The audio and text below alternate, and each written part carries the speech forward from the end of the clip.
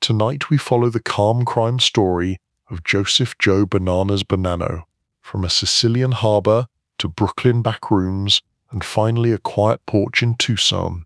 Soft tension, dry humor, no graphic detail, just a steady walk through a long and complicated life. If you enjoy stories like this, please feel free to like the video and subscribe so you do not miss the next one. Now take a slow breath, get comfortable, and let us begin with an old man watering roses in the Arizona dusk. Chapter 1. Desert Sunset Over a Quiet Empire.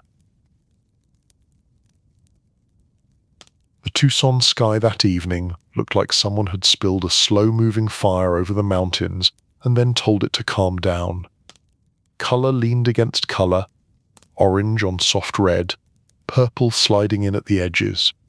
In the small yard behind a modest house, an old man in a light shirt and pressed slacks stood with a garden hose in his hand and watered a line of roses that did not really need more water.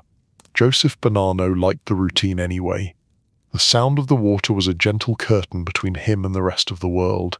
In Arizona, the air could be sharp and dry, but the mist that drifted back to his face felt almost Mediterranean, almost like the breeze off a faraway sea. He tilted the hose, watched the stream thin and thicken, and thought, as he had been thinking more and more often, that the best part of getting old was learning how to make a performance out of very small chores. The neighbors saw an elderly gentleman who kept his lawn neat, nodded politely, and always seemed to have time for a short chat at the mailbox. They knew he had grown children, that he sometimes left for trips to New York or some other city, and that once or twice a year a dark car with serious men in suits came by and parked for an hour or two. The serious men did not bother anyone, so the neighbors did not bother them. Tucson had plenty of retired people. One more did not matter.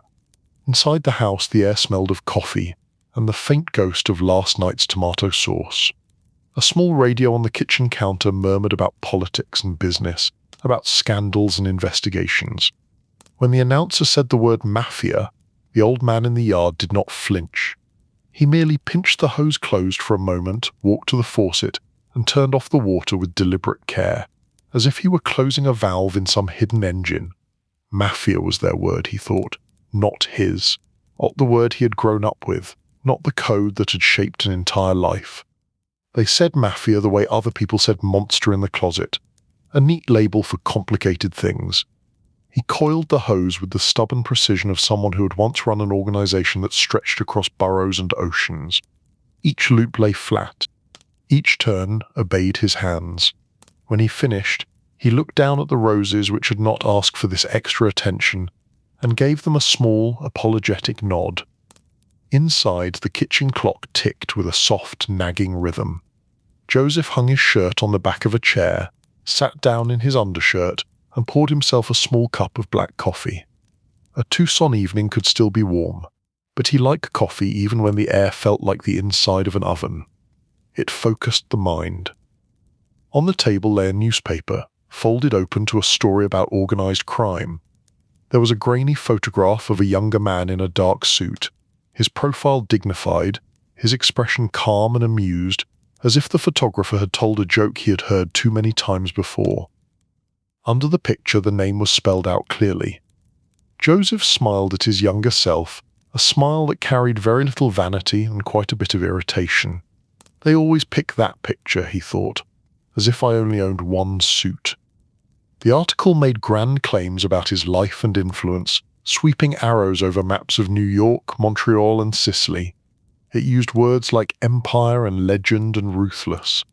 It was the sort of story that promised danger but really sold bedtime thrills to people in safe houses far from the streets it described. He read a few sentences, then folded the paper shut. The pages made a soft sigh as they closed, like a tired witness refusing to testify one more time. The desert evening pressed its nose against the window. Outside, a dog barked once, decided it had made its point, and fell silent. Somewhere down the block, a television laughed on behalf of a studio audience. Life was ordinary, relentlessly so. and in that ordinariness the old man found a comfort he doubted anyone would ever credit him for. He leaned back in his chair, letting the wood creak under his careful weight, and closed his eyes. It was not sleep. He was never careless enough to sleep in a chair. It was simply a soft descent into memory, into the long hallway behind his present life, where doors opened on scenes he had not visited in years. The first door, as always, led to the sea. He felt it before he saw it, the salt on the air, the mix of fish and tar and wet stone. Then the harbour of Castellammare del Golfo rose around him, sun caught in the water, boats bobbing like thoughts that had not yet decided whether to become decisions. He saw narrow streets climbing away from the harbour, stone houses packed close enough that neighbours could argue from window to window without raising their voices, laundry lines, church bells, cats with suspicious eyes. The town of his birth sitting on its cliff like a cat on a wall, pretending to be sleepy while every shadow whispered names and loyalties. Joseph opened his eyes again in Tucson and took a slow sip of coffee. The taste bridged the years more easily than any newspaper ever could. He was an old man now, with a heart that sometimes skipped and a back that complained when the weather changed. He had spent far more of his life in America than in Sicily. Yet when his mind drifted on a quiet evening, it went first to that port, that little town, the place where he had learned the two most important lessons of his life before he was even a teenager. First, that family and honor were stronger than governments. Second, that people who underestimated quiet men often regretted it. The radio in the kitchen changed topics, sliding from news into music. A soft tune picked its way through the static. Joseph listened for a moment, then reached over and turned the volume down until it was just a background murmur. His own thoughts were soundtrack enough. At his age, he reflected, a man had two choices. He could spend his evenings pretending the past never happened, or he could make some kind of peace with it. He had tried the first option for a while in the early years in Arizona. New house, new businesses, nice neighbors, warm sun. Only the letters from New York and Sicily, and the occasional courtroom summons reminded him that some ties never really broke. Pretending had grown tiring. Now he was leaning toward the second option. Peace, of a sort, not confession.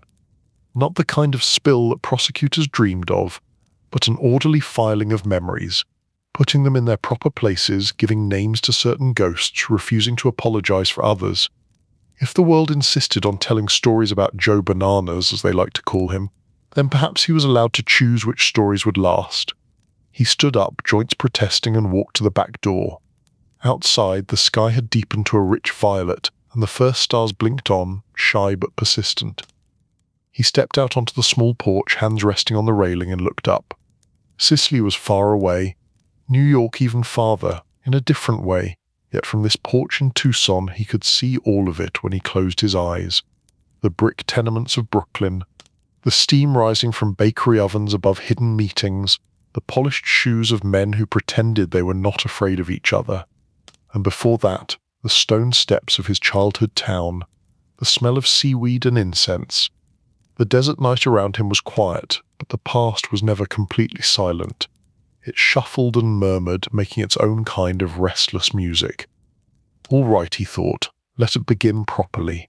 Not for the newspapers, not for the agents who had asked their questions and received careful non-answers. For himself, and perhaps for some grandson or distant reader who might one day wonder how an old man watering roses in Tucson had once been spoken of as if he were a king of shadows. He drew in the dry air and let it out slowly, as if he were exhaling an entire lifetime of cigarette smoke. Then he let his mind walk back, past Brooklyn, past the ship that had carried him, back to the town above the sea where people learned early that names could protect or endanger you, Castellammare del Golfo. That was where it had truly begun. Back in the kitchen, the clock ticked on toward the desert night. On the table, the folded newspaper waited, full of second-hand certainty. On the porch, the man at the center of those stories leaned on the railing and, with a small, almost amused smile, allowed himself to remember the boy he had once been. Chapter 2. Salt Air and early lessons in Sicily. The town clung to the hillside like it knew the sea could change its mind at any time. From the harbour, Castellamare del Golfo climbed upward in layers of stone and clay and laundry, each street a narrow cut between houses that had learned to lean close together for comfort. In the mornings, mist would drift in from the water, wrapping the fishing boats and the dock workers in a pale veil. The boys of the town, small shadows with quick feet, raced along the waterfront, dodging coys of rope and stacked crates. Among them, a thin child with dark eyes and a serious expression watched everything with a care that made him seem older than he was. This was young Giuseppe, long before anyone thought to give him nicknames or worry about commission meetings. To most people in that little town he was Joe, the son of Salvatore Bonanno. The Bonanno name already meant something in Castellamare, but children did not carry the full weight of names, not yet. They carried baskets, or errands, or questions they were not supposed to ask. The sea taught its own lessons. It showed how quickly storms could roll in, how power belonged to those who could read signs in clouds and currents. Old fishermen could look at the colour of the waves and tell what the day would bring. The boy watched them with quiet respect. Here, men did not boast about strength. They simply came back with fish, or they did not come back. In the upper streets, away from the harbour, power looked different. It wore cleaner clothes and polished shoes. It walked in small group, never alone, and it spoke in voices soft enough that neighbours had to lean toward open windows if they wanted to hear. The boy noticed that too. There were names that made people stand a little straighter when they said them. Bonanno, Magadino, Buccellato, not shouted, never shouted. Spoken like the names of saints or storms. Sometimes, at night, when he lay in his small bed and listened to the distant rush of waves, young Giuseppe would hear his parents speaking in the next room. They did not argue, they were too cautious for that. They discussed, they worried, they traded information the way other families might trade recipes. When certain names came up, the voices dropped lower still. The boy learned early that there were stories adults told and stories they did not. He also learned that what the priest said about forgiveness on Sunday could be complicated by what uncles and cousins said about honor on weekdays. Castellamare del Golfo was not a large town, but it contained several worlds stacked together. The fishermen, the shopkeepers, the priests, the small officials who pretended to be in charge. And behind them, woven through them, the families whose invisible lines of loyalty and resentment crisscrossed the streets like hidden wires. Sometimes those wires sparked. It almost always happened somewhere else. In a field, on a road, at the edge of town. Boys were told that someone had gone away, or that he had gone to work on a distant farm, or that he had had an accident at sea. The details were thin, but the silence around them was thick. The boy understood that certain questions led to closed doors. So he learned the first rule of his homeland. To survive, you must listen more than you speak. When he accompanied his father to the small cafes where men sat over espresso and talked in careful circles, young Giuseppe kept his eyes on the table, but his ears were wide open. He noticed which men were greeted with both warmth and caution. He saw who paid the bill without being asked. He understood that true authority did not raise its voice. It did not need to. The boy also understood something else, though he might not have found the words for it yet. The official Italy of flags and speeches felt distant here. The real rules were made at tables without uniforms. If the government wanted something done, it often had to ask the same men the rest of the town already answered to.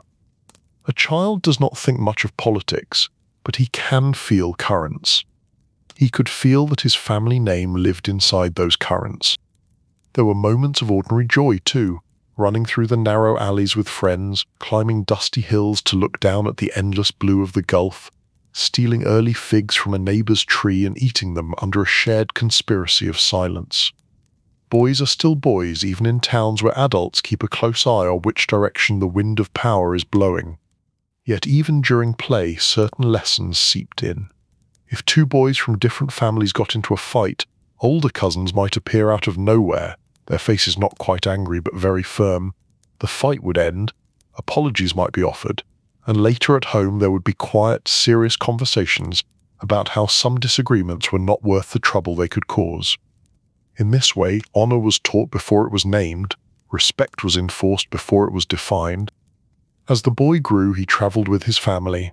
The Bonannos moved between Sicily and the distant city of New York the way some people moved between village and town. One year he would wake to church bells in Castellamare, the next to unfamiliar winter noises in Brooklyn. Each place had its own smell, its own way of speaking, but the same names and faces kept appearing in both. Uncle, cousin, godfather, the same pattern of loyalty stretching across an ocean. The first time he saw New York, young Giuseppe thought the city looked like a taller version of the cliffs back home, except the rocks had windows and the sea was made of streets. The harbour was wider, the ships larger, but the same air of hurry and risk lived there. In Brooklyn, Italian voices filled entire blocks, and Sicilian dialects turned corners and ran up staircases. He saw that the network of families from Castellamare had reproduced itself in this strange new world. The same whispered names, the same respect owed and expected, only now with thicker coats and different police uniforms. Men who had grown up facing the Gulf now faced the East River, but their habits and their grudges had made the trip along with them. For a boy, it was dizzying. Yet there was comfort in it too. Home was no longer a single town, it was a web of people who remembered each other's fathers and shared old loyalties like heirlooms. When the family returned to Sicily, the boy felt both the loss of the grand city and the relief of familiar stone streets.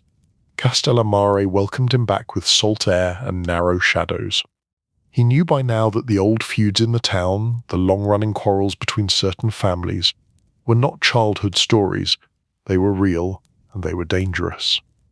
He also knew that his father walked through these rivalries the way a careful man walks along the edge of a cliff, never stepping where the ground looks unstable. From listening to his elders, young Giuseppe began to understand that some disputes had started before his grandparents were born. A look, a business slight, a betrayal whispered instead of written. Over the years, these small sparks had grown into something much larger than any man. People had lost fathers and brothers. Houses had changed hands. There were streets where one did not walk alone at night if one belonged to the wrong branch of the wrong family. The boy stored this knowledge like a map in his head.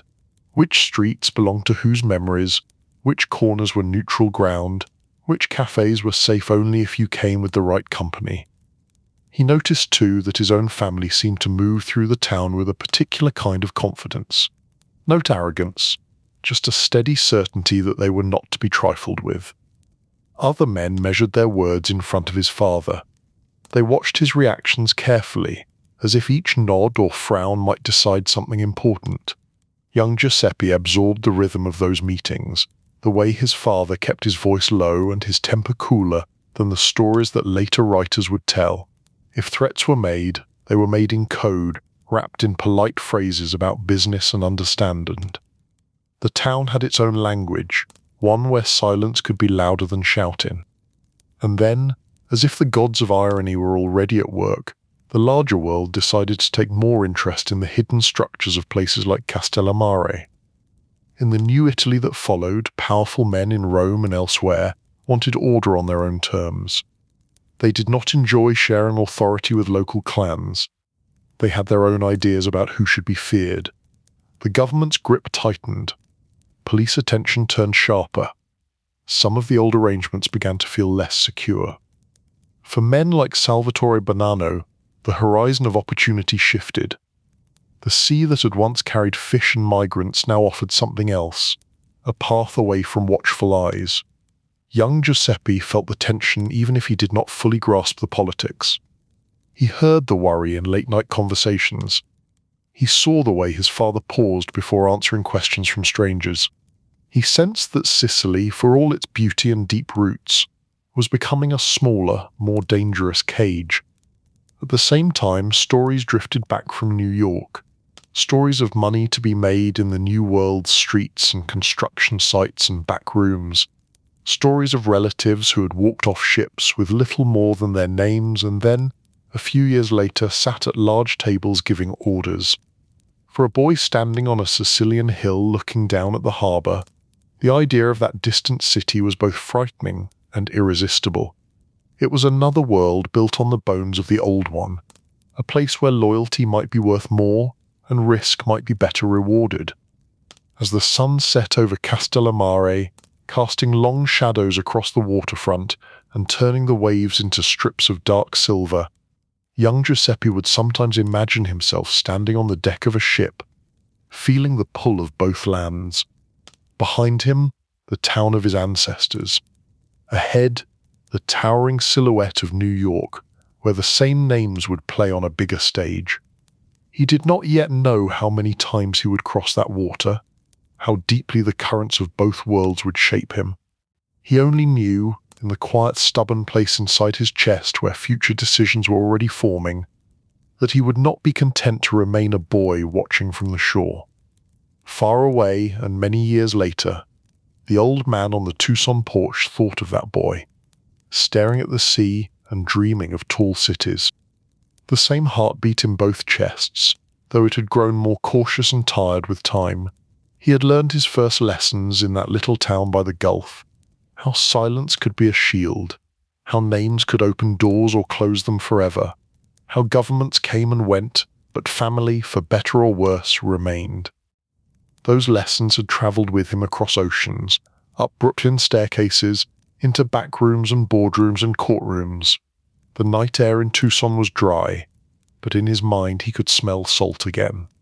Castellammare del Golfo, with its steep streets and quiet grudges, still lived inside him. It always would. Chapter 3: Stowaway to Brooklyn Nights. In the world beyond Castellammare, men in uniforms had decided that there should be only one kind of authority in Italy, and it should wear their symbol on its sleeve. In their speeches there was no room for older loyalties or quiet councils in hill towns. Families that had quietly balanced power for generations were suddenly called enemies of the new order. In Castellammare, the change arrived not as grand parades but as small, unsettling details. New posters on the walls, strangers in sharper uniforms walking the streets, officers asking questions with too much curiosity about who visited whom, who sent letters abroad, who had relatives in America. Young Giuseppe saw the worry gather like clouds in his father's eyes. Salvatore Bonanno, who had once walked through town with the relaxed caution of a man used to managing local storms, now seemed to listen more carefully for distant thunder. The visits from certain friends grew shorter and more private. Conversations that might once have taken place in cafes were moved behind closed doors at night. The messages from New York told a different story. There the energy flowed upward instead of downward. Men from Castellammare and other Sicilian towns were making fortunes in the crowded streets and hidden rooms of the New World. They had enemies too, but of a different kind.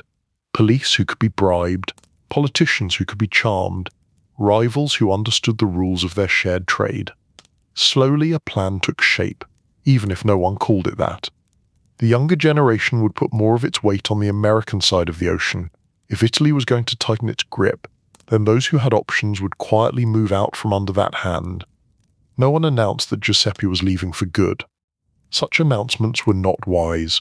One day he simply found himself standing on a dock, a small suitcase by his feet, the sea breathing its damp breath against his face. His mother straightened his collar. His father gave him a look that contained too many instructions to put into words. Behind them, Castellammare watched, silent and ancient. The official path to America was no longer straightforward for someone with the Bonanno name, so the route bent. First to another port, then to another country. The ship that carried him away from Sicily was crowded with passengers whose reasons for travel were less complicated. Some sought work, some sought adventure, some simply sought a future not bounded by the same hills they had grown up staring at. In Cuba the air felt heavier, full of music and tobacco. Havana was a swirl of colour and noise that made even New York, when he finally reached it, seem almost sober. The harbour there held its own networks, its own quiet arrangements between men who understood how to move people and goods, where officials preferred they would not go. Giuseppe was no grand passenger. He was cargo with a last name that mattered. Florida heat wrapped around him like a damp blanket. The immigration lines were long and tedious, full of nervous glances and tired children. Officials listened to each name, stamped papers, frowned at some faces more than others. When his turn came, the questions were simple, but the air around them was tense. Where are you from? Who are your relatives? How long do you plan to stay? Somewhere in a file cabinet, his last name sat underlined in a way he could not see it. Suspicion flickered in an officer's eyes. For a day, the journey to New York hung in the balance. Angry governments on the other side of the ocean had whispered into new ears. The path that had been risky now threatened to close entirely. Then the invisible hand of other networks reached out. Friends of friends, lawyers whose names did not appear on the forms, promises made in back offices. Bail was quietly arranged. Papers were stamped in the right way. The young man from Castellamare stepped away from the desk and did not look back. On the train north, he watched the landscape slide by, flatter and wider than anything in Sicily. Florida palmettos gave way to Georgia pines, then to the smokestacks and factories of the industrial north. Each mile carried him farther from the official reach of one government and deeper into the unofficial reach of another. New York hit him in the face like cold steam. The city smelled of coal, iron, and 1,000 kitchens. In winter, the wind whipped down the avenues, sliding under collars and into bones. But in the streets of Brooklyn, where Italian voices filled the air, there was also warmth. Women leaned from windows to call children in. Men argued about soccer, politics, and money at the same time. His uncle's bakery sat on a busy corner, the kind where the front door never stayed fully closed. The oven in the back glowed from dawn to dusk, turning flour and water into loaves that seemed to vanish as soon as they were placed on the shelves. Giuseppe stepped into this world with both hands open, ready to work. He woke before sunrise, shoulders stiff from a bed that was not quite as comfortable as the one he had left in Sicily. In the bakery he learned the rhythm of mixing and kneading, of shaping loaves with practiced movements, of sliding trays into the oven without burning his fingers. Flour dusted his clothes and hair, softening his appearance into something harmless and domestic. In the front of the shop he smiled at customers who wanted extra crust or fewer seeds. Old women complained about the price of bread, young mothers juggled coins and children. The register rang with the steady reassurance of a business that served a real need. In the back, behind a door that looked ordinary to anyone who did not know better, a second business thrived. There, small cups of espresso sat on a scarred wooden table while the real conversations unfolded. Men arrived alone or in pairs, hats pulled low, coats smelling of winter and cigarette smoke. They greeted Giuseppe with nods, recognizing him as a Bonanno before they knew him as anything else. He poured their coffee, wiped the table, and kept his ears open. He learned which names carried weight in this new world: Masseria, Maranzano, Castellamarese, Neapolitan. Old rivalries from Sicily had crossed the ocean and found new life in these streets. Men spoke of territories the way farmers back home spoke of fields. Who had rights where? Who could collect from which dice game? Which police captains were friendly and which were best avoided? Bootlegging, though officially fading with the end of prohibition, still cast a long shadow. The habits and connections built during the dry years remained. Joseph, as he now more often called himself, found himself delivering envelopes and messages through a city that seemed to run on such errands. A package to this address, a quiet word to that bar owner, a reminder to someone who had fallen behind on a payment. One night he carried an envelope through snow to a speakeasy that had refused to fully accept that the law had changed. The place hid behind an unmarked door, its windows covered to keep prying eyes out. Inside, men smoked and drank under low lights. A piano tried to cheer up the room. He approached the bar, asked for the owner, and handed over the envelope. The owner, a broad man with a tired face, opened it, read the note inside, and looked up with a mixture of fear and calculation. "Tell your uncle I will fix it," he said. Joseph nodded. No threats were needed. The simple act of delivering that message, with that last name, was enough. He also learned how to read the police. In some neighborhoods, an officer might look the other way if he recognized who you were and understood that trouble on his beat would be answered in ways that did not involve paperwork. In others, hot-headed cops tried to prove themselves by hassling anyone who looked too comfortable on a corner. Once, he and a companion were stopped on a cold night near the waterfront. The officers searched them, found nothing, and decided to make a point with rough words. Joseph listened, hands in sight, his face calm. When an officer made a comment about foreigners, Joseph let it pass with a small, polite smile that suggested both respect and an almost invisible amusement. Later, the officer would learn who he had spoken to. That knowledge would make him more cautious next time. Among the men who stayed longest in the bakery's back room was Salvatore Maranzano. The older man carried himself like someone who had studied both scripture and strategy. He spoke of order, of structure, of replacing chaotic street rule with something more disciplined. He used comparisons from history, referencing ancient armies and empires.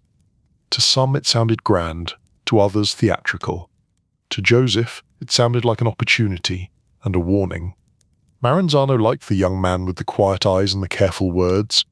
He saw in him a fellow believer in structure, someone who could help bring Castellammare's discipline to the messy sprawl of New York. Joseph listened to his plans, nodding in the right places, making his own calculations in silence. The city around them was heating toward conflict. Loyalties were hardening. The invisible lines between rival groups were turning into fault lines. Joseph could feel it in the air, the way a fisherman feels the shift in wind before a storm. The bakery, for all its warm smells and familiar faces, sat in the middle of a growing tension. Some nights, after the last customers had left and the ovens had cooled, he would sit at the back table alone, the smell of flour still clinging to his clothes, and think about the path he was on. He had left Sicily to escape that kind of government, and had landed in another world where law wore different badges and spoke with different accents, but where power still lived mostly in the hands of men who knew how to make others nervous. He was no longer the boy on the hill watching ships in the harbour. He was the man walking the streets of Brooklyn, carrying other men's secrets in his head, trusted to move through the city without drawing attention. Each errand, each meeting, each quiet exchange in the back of the bakery pulled him deeper into the web. Stowaways are usually thought of as people hiding in the hold of a ship. But as Joseph pushed open the bakery door each morning to face the cold light of a New York day, he understood something else. He had smuggled himself into the engine room of history. It would be a long time before he found out where that engine was really headed. Chapter 4: War in the Shadows and a Young Boss. From a distance, New York in those years looked like any other ambitious city. It built taller buildings, widened roads, and filled its theaters with people who wanted to forget the world for a few hours at a time. Children raced past corner stores, couples argued in doorways, delivery boys darted between cars with sacks of groceries. Near the ground, behind that lively surface, the city was holding its breath. The conflict that would later be labelled the Castellammare's War did not begin with a single explosion. It crept forward in wary steps. A missing driver here, a shopkeeper who suddenly changed his supplier there, a rumour that a certain man was no longer welcome in a certain cafe. People close to the ground felt the tension long before the newspapers gave it a name.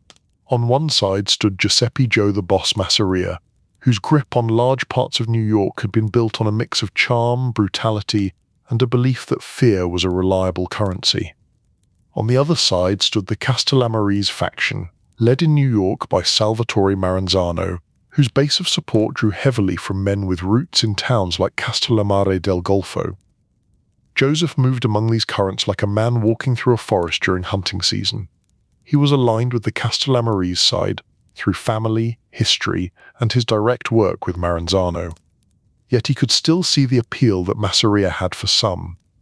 The older boss offered a kind of protection, a promise that as long as you paid and obeyed, you would be shielded from worse predators.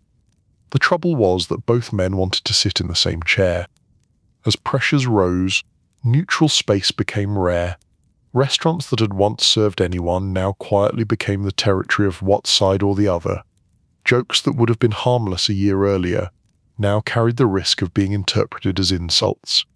Meetings were chosen with care, not just for who would attend, but for who owned the walls. Joseph watched as lists were made. Not on paper, never on paper, but in the minds of men who remembered every slight, every refusal to cooperate, every rumor of betrayal. The conflict was less about territory itself, and more about who would be recognized as the ultimate arbiter when disputes arose. He handled errands for Maranzano that told him exactly how serious things were becoming. There were requests to scout certain bars, to note who came and went, quiet orders to pass along warnings to men who were being given last chance to choose the right side, instructions to shift money, to change patterns of movement, to make it harder for enemies to predict where and when important figures would appear. On some nights, the war came close enough for him to hear it. A car found on a side street with shattered windows and no driver. A body discovered in a quiet lot, the story explained away to the public as a robbery gone wrong. What the papers did not say, the men in the back room said with a few hard sentences. He could have stepped back, in theory, found a safer corner, focused on the bakery, pretended that the currents of power swirling around him were none of his concern. But men with his name and his talents were not built for the edges. He belonged to the centre whether he relished it or not. Maranzano used him more often. There were discussions in dimly lit apartments where maps of the city lay on tables, marked in subtle ways that only insiders would understand. Instead of colourful pins and flags, the maps were dotted with cigarette burns, ring stains from coffee cups, small pencil lines that indicated who had influence where. Joseph would listen as older men argued about how to handle a rising threat on this street or that dock. Some wanted swift action, a demonstration that would remind everyone which side had the sharper teeth. Others, including Joseph, advocated for targeted moves, ways to remove key pieces without bringing down the full attention of the police and the newspapers. The balance tipped slowly but steadily toward Maranzano. Masseria, despite his earlier strength, began to look tired in the eyes of those who watched closely. His decisions grew less careful. Some said he was distracted by personal pleasures. Others believed he simply could not adapt to a world in which younger, more modern thinkers like Lucky Luciano were no longer willing to be permanent second-tier figures. One spring day, Masseria sat down to eat in a Coney Island restaurant, believing he was attending a friendly meeting. He never finished the meal. The details of what happened have been told and retold in books and films. For Joseph, the important part was not the noise of the moment, but the silence that followed. A major player had fallen. The city felt the shift like a train changing tracks. In the weeks after Masseria's death, Maranzano moved quickly to fill the vacuum. He announced, informally but with great confidence, that he was now the boss of bosses, the supreme authority over families that had previously answered only loosely to any central figure. He divided New York's underworld into geographical families, assigning territories and commanding tribute. He also rewarded his supporters. Joseph found himself rising in stature, his advice sought more often, his presence requested at higher-level meetings. In some gatherings, he sat close enough to the center of the table to see the strain behind Maranzano's eyes. The new boss liked to compare himself to Roman emperors. He spoke of the need for loyalty, for ceremony, for respect. He demanded visits, tributes, and regular reports. In creating order, he also created resentment. Men who had long grown used to managing their own affairs did not entirely appreciate being treated as provincial governors reporting to a distant capital. Joseph understood the appeal of order. He had built his own life around structure. At the same time, he recognized the danger of any man planting his flag too firmly at the top of the hill. The more Maranzano insisted on being the ultimate authority, the more other ambitious men would seek ways to cut him down to size. Lucky Luciano was chief among those men. Younger than Maranzano, sharper in some ways, and far more committed to a businesslike vision of organized crime, Luciano had no patience for royal titles. To him, the underworld should function like a corporation, not a kingdom. Bosses ought to share power enough to prevent endless wars, but no one should be allowed to become a tyrant. Joseph, positioned between these generations, watched their struggle with uneasy clarity. He respected Maranzano, owed him loyalty, and had benefited from his rise. He also knew Luciano was not a man to underestimate. The Sicilian in him sensed that the story was far from over. He was right. In September of a year that had already seen more change than most, Maranzano called Luciano and others to his office under the pretext of clearing the air. It would be an inspection, a conversation, a chance for the new boss of bosses to assert his control directly. Luciano, however, had already decided he would not allow himself to be lectured into permanent subordinate status. Instead, men loyal to Luciano entered Maranzano's office posing as government agents. What happened next was quick and final. No press conference, no courtroom, just one more abrupt removal in a season that had seen several. Another storm rolled through and left the skyline looking the same but structurally altered. The old model of one supreme boss had proven too fragile to survive.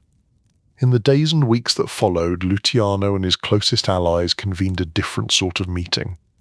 There would still be bosses, yes, but they would sit together on a commission, a table where families could meet as equals in theory, argue, negotiate, and find ways to profit without constant secret war.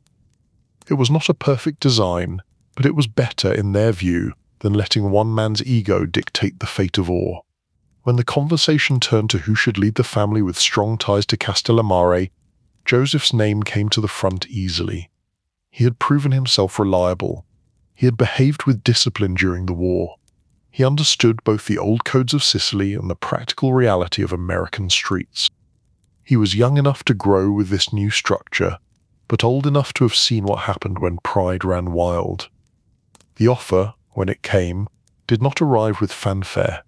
No crowns, no trumpets, just a series of meetings in which older men began to refer to him as boss, in which questions that once flowed upward past him now landed squarely on his table. Luciano spoke to him as an equal. Others watched his reactions more closely than they had before. Joseph accepted with the same calm that had carried him through the war. Inside, he felt the weight settle onto his shoulders. It was not just the weight of profit and power. It was the weight of responsibility for keeping dozens of men and their families as safe as his chosen line of work allowed. He set about shaping his leadership in a way that deliberately avoided some of the mistakes he had just witnessed. No grand titles beyond what tradition demanded, no insistence on theatrical displays of loyalty. He wanted a family that ran quietly, efficiently, and with as little bloodshed as possible. Violence would still exist, but it would be the last option, not the first.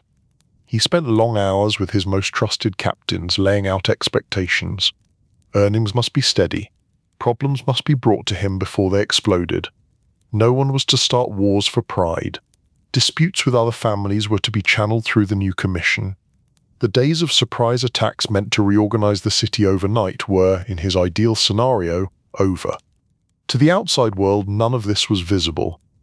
They saw only that certain names appeared less often in the crime pages, that some neighborhoods grew oddly calm, that a quiet man with a serious face had begun to be mentioned as a power behind the scenes.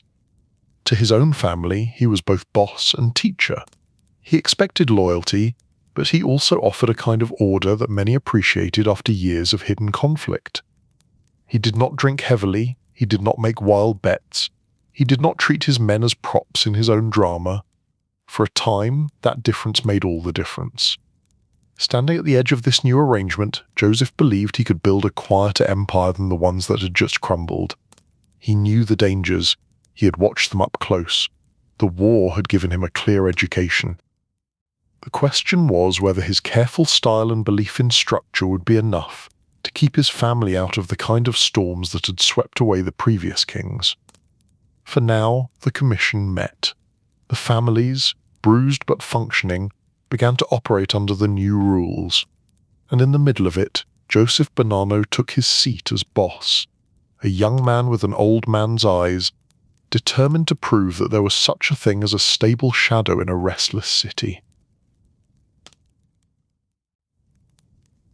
Chapter 5: Long Island Lawns and Brooklyn Backrooms. The house on Long Island looked like any other success story from the outside. A neat lawn, trimmed hedges, a respectable car in the driveway. In spring the grass was the right kind of green, not too perfect but clearly cared for. In winter the snow was shoveled before most of the neighbours had found their boots. Nothing flashy, just quietly correct. In Hempstead, Joseph Bonanno was simply Mr. Bonanno, the quiet husband with the careful suits and the trace of Sicily still in his voice. He had chosen this suburb with intention. It put a little space between his children and the streets where whispers about him travelled faster than the wind. A man could walk his dog here at night without wondering who was watching from a dark doorway. Morning in the Bonanno house followed a familiar script. Faye moved through the kitchen with calm efficiency, making coffee, eggs, toast. Radios in nearby houses muttered about traffic and politics. The Bonanno kitchen stayed mostly focused on school, grocery lists, and reminders about jackets. The children came in half awake, hair messy, voices growing louder as the caffeine in the adults and the sugar in the kids began to do their work. Joseph sat at the table in his shirt sleeves, reading the newspaper in a way that looked casual but was anything but. His eyes skimmed headlines faster than most people could read a single paragraph. He was looking for patterns more than for stories. A strike here, a corruption trial there, a judge making loud statements about law and order. These things mattered. They were tiny cracks in the wall he worked so hard to keep standing. When he saw his own name in print, which happened often enough, he let his expression remain neutral. Sometimes the reporters described him as a shadowy figure, sometimes as a gentleman gangster, a phrase that made him snort into a coffee. They liked to act as if they had found something new, but to him it all felt recycled. Bill would occasionally glance over his shoulder at the paper, looking for the same name. The boy was growing into his height, shoulders broadening, eyes alert. He heard what the world said about his father. At school, classmates repeated things they had overheard at adult tables or read in headlines. Some of them were impressed. Some of them were afraid. A few were foolish enough to test him. Joseph saw the way Bill carried these things, a mixture of pride and pressure. He knew that look. He had felt it himself once, walking the streets as a younger man with the Bonanno name in his pocket like a loaded coin. He tried to cut through the noise with simple rules. Remember, he would say over breakfast, you are my son before you are my reputation. You show respect because it is right, not because you want anyone to fear you. He would keep his voice light, but his eyes held the message steady. After the plates were cleared and the children had scattered toward school and their own adventures, the house shifted into its second role. The family home receded a little, and the headquarters quietly emerged. The hallway table with its small bowl for loose coins and keys also held, in a drawer, a narrow black address book. It did not look like much. In his world, it was more valuable than many safes. His mornings often began in a small room he used as an office. No sign on the door, a modest desk, a telephone that connected him to an entire hidden network. He would sit with a pad of paper, not to write names or crimes, but to keep track of impressions. Who sounded nervous? Who sounded too relaxed? Which captains were bringing in steady envelopes and which had suddenly discovered unexplained bad luck? Calls came and went, a captive from Brooklyn reporting on gambling receipts and a minor dispute about a card game that had gotten out of hand. A man from the garment district worried about a competitor using cheaper labour and perhaps think of switching alliances. A contact in Montreal speaking carefully about shipments and customs officials.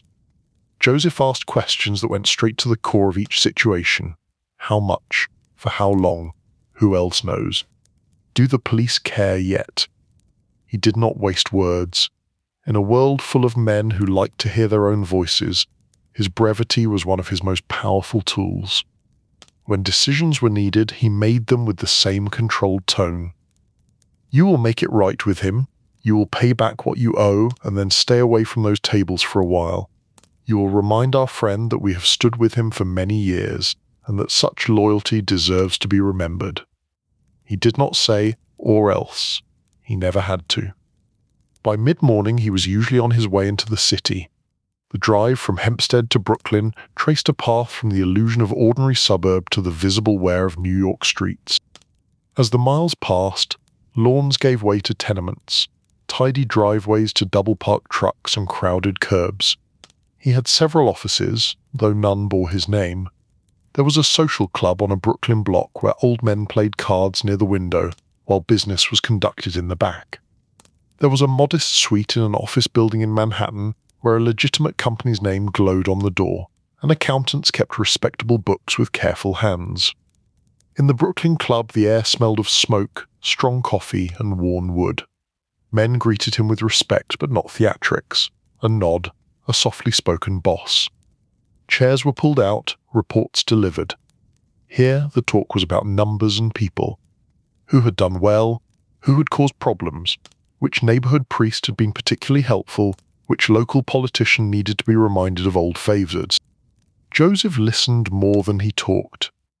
The image that outsiders had of constant shouting and wild threats never matched the reality he preferred. His meetings felt more like a series of business conferences than scenes from a lurid movie. The stakes were high, but the tone stayed level. In an atypical meeting, a captain named Sal came in with a tight jaw and a tense posture. He explained that 2 of his men were at odds over a slice of a dice game. The amount of money at stake was small, but the insult had grown large. Harsh words had been exchanged in front of others. Pride was on the line. Joseph let him finish. Then he asked the questions that mattered. Who really built this game? Who has brought in more over the last year? Who is closest to you if trouble comes from the outside? Sal answered honestly. He knew better than to twist facts for a boss who had a reputation for remembering details. All right, Joseph said. You will make the senior man whole. The younger man will apologize and step back. You will tell both of them that if I hear one more word of this, neither will touch that money again.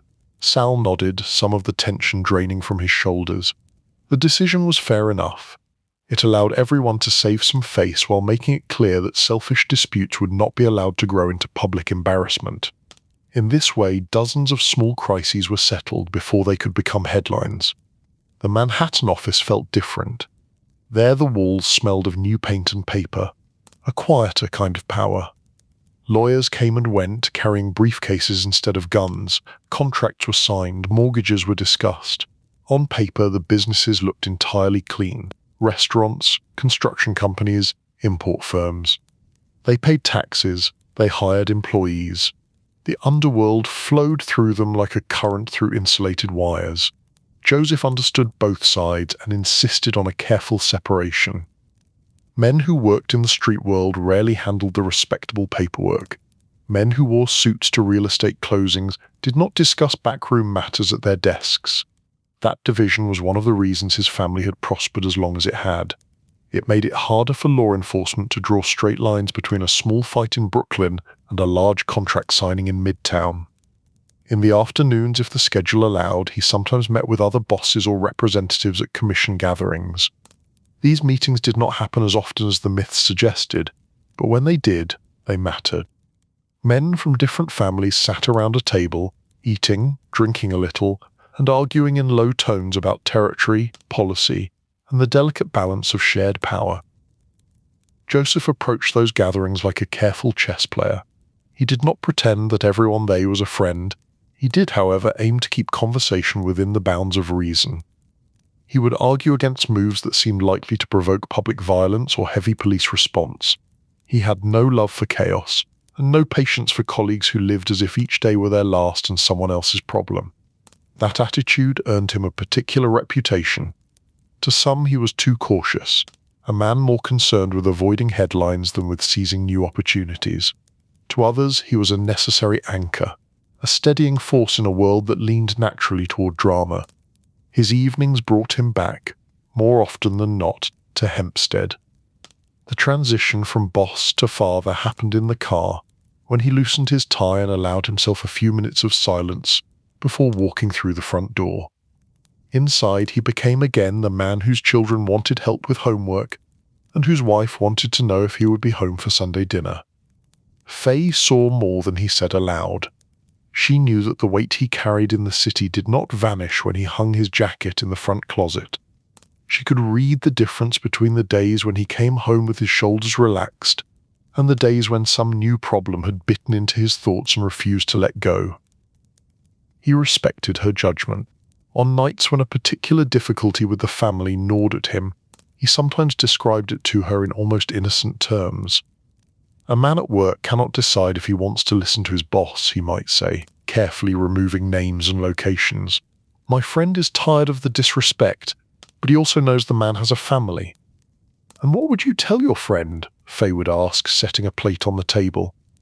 "I would tell him to keep his voice calm and his patience short," Joseph would answer. She would arch an eyebrow in that way that told him she understood more than the words suggested.